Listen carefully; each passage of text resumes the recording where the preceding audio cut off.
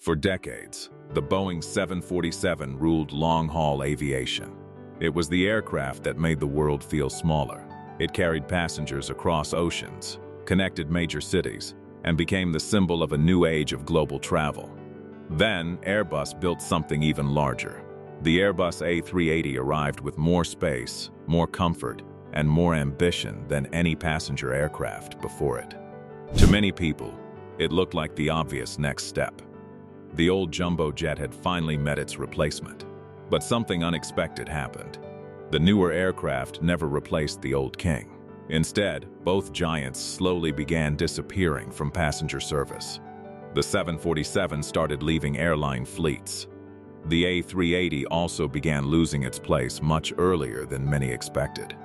The question is why the aircraft built to replace the 747 entered a world that no longer wanted the same kind of giant.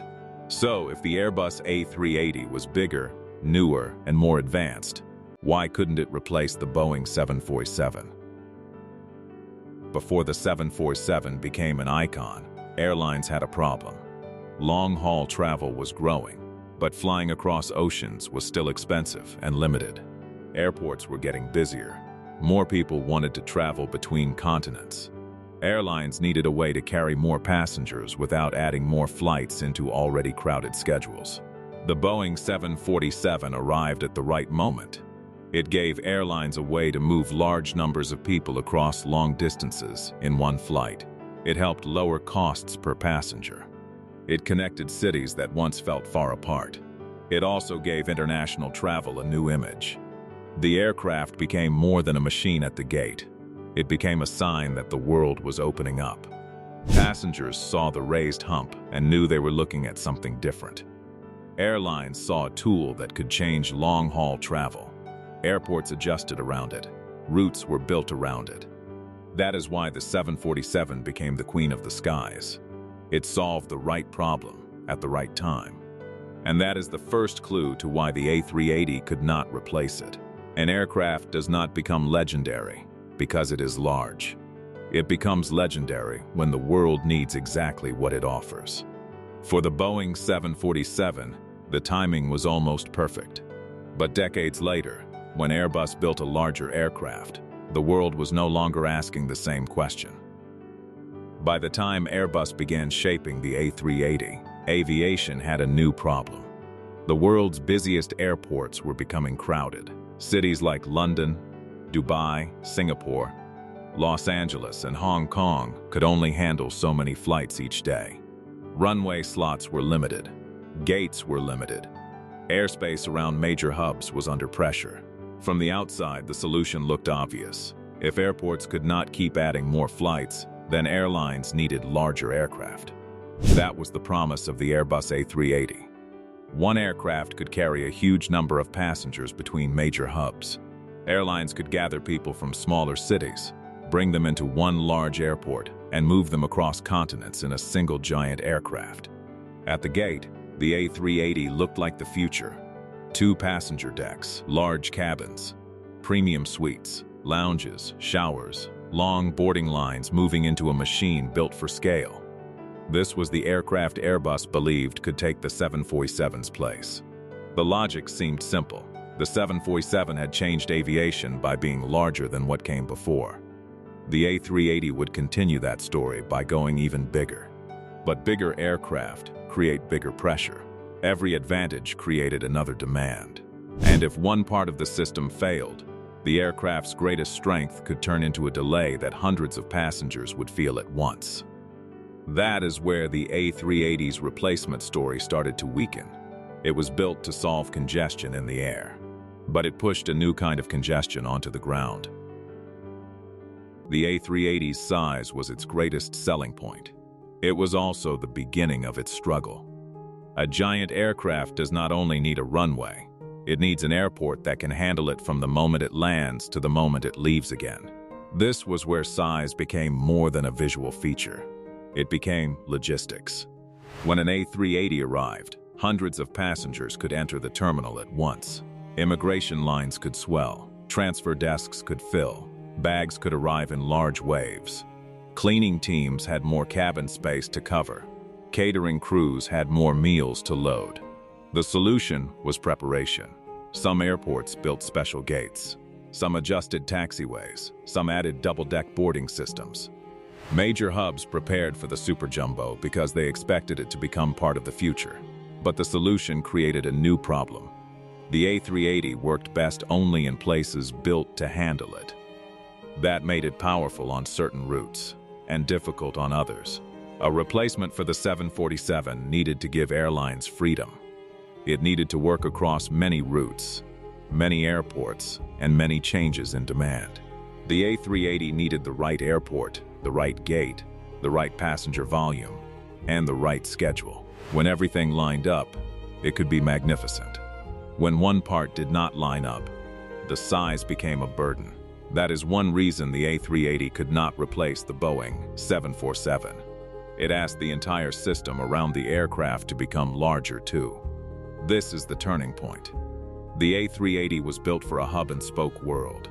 In that world, passengers from smaller cities fly into large hubs. From there, they board huge aircraft for long international routes. For this system, the A380 made sense. It could move a large number of people between major airports in one flight. But aviation began moving in another direction. New long-range twin-engine aircraft became more capable. Airlines could now fly long distances with fewer seats to fill. Instead of pushing passengers through the same crowded hubs, they could connect more cities directly. This changed the business. For airlines, this meant less risk. A smaller aircraft was easier to fill. It could serve more routes. It could fly more flexible schedules. It did not need the same level of airport preparation as a Super Jumbo. The A380 slowly lost the environment it had been designed for. It was built for a world where airlines would keep concentrating passengers into giant hubs. But passengers wanted more direct flights. Airlines wanted lower risk. Fuel prices mattered. Empty seats became more dangerous. A half-full A380 was a serious problem. The airline still had to pay for fuel, crew, catering, cleaning, landing fees, and ground support.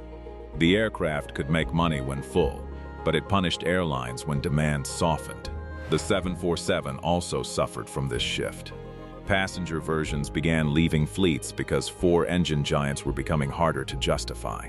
But the 747 had one advantage left. It had another life waiting after passenger service.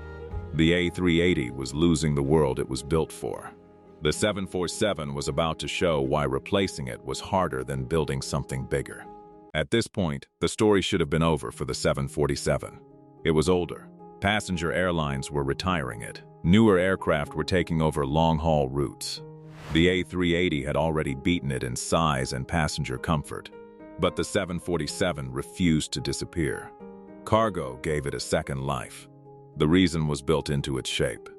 The raised cockpit gave freighter versions something very valuable: a nose door. Cargo crews could open the front of the aircraft and load large freight straight into the main deck. That changed what the aircraft could do. Cargo is not only about empty space inside an aircraft.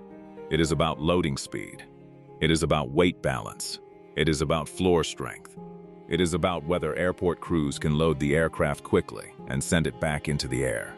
The 747 could move into that world. The A380 struggled to follow. Its body was designed around passenger comfort. Its cockpit position made a nose-loading version difficult.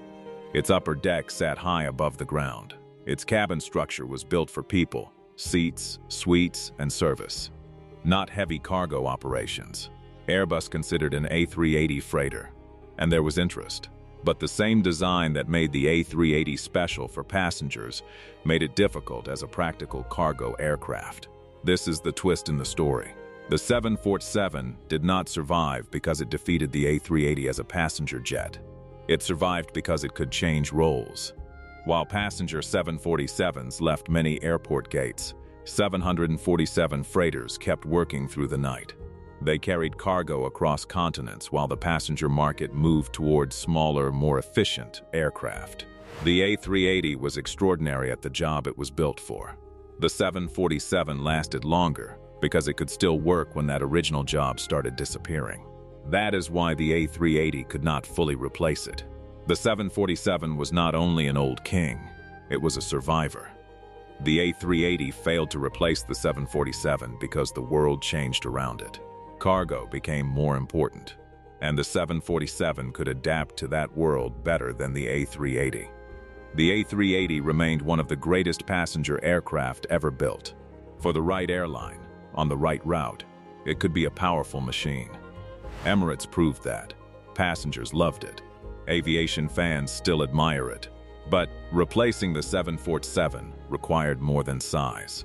The 747 transformed global aviation because it arrived when the world needed a giant. The A380 arrived when the industry was beginning to move away from giants. That is why the answer was never simple. The A380 was not defeated by poor design. It was caught by timing. It was built for a future where major hubs would keep growing stronger. Instead, the market moved toward flexibility, direct routes, and smaller long-range aircraft. The 747 also lost its old passenger world. But it found another role in cargo. The A380 had fewer places to go. In the end, the Boeing 747 transformed the age of mass long-haul travel. The Airbus A380 pushed passenger aviation to its limit. Both aircraft were shaped by ambition. Both became symbols of what aviation could achieve. But history did not choose the aircraft that carried the most passengers. It chose the aircraft that could keep finding a purpose as the world changed. Sometimes the biggest machine is not the one that lasts longest. Sometimes the biggest change decides everything. And that is why the Airbus A380 could not replace the Boeing 747.